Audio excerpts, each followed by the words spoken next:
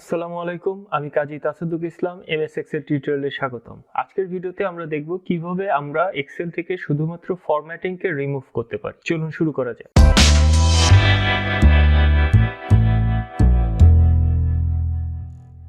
Formatting কে remove করার সবথেকে easy পদ্ধতি হচ্ছে যে সেলের ফরম্যাটিংটাকে আপনি রিমুভ করতে চান সেটাকে সিলেক্ট করবেন, তারপরে হোম ট্যাবের এডিটিং মেনু গ্রুপের ক্লিয়ার ড্রপডাউনে ক্লিক করবেন, তারপরে এখানে ক্লিয়ার ফরম্যাট এখানে যদি আপনি ক্লিক করেন ফরম্যাটিংটা রিমুভ হয়ে গেল।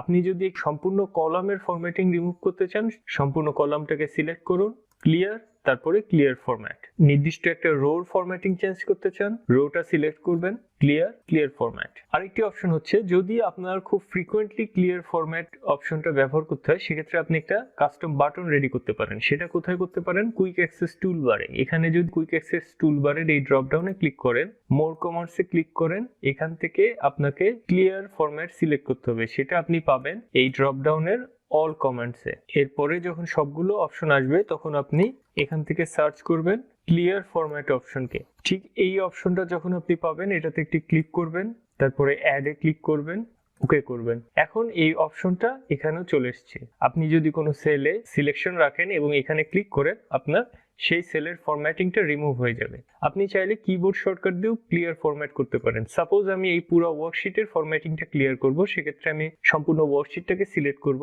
এখানে ক্লিক করে অথবা কন্ট্রোল এ প্রেস করে, তারপরে আমি কিবোর্ড শর্টকাট প্রেস করব Alt-H-E-F এবং আমাদের ফরম্যাটিং রিমুভ হয়ে যাবে। আশা করি আপনি বুঝতে পেরেছেন।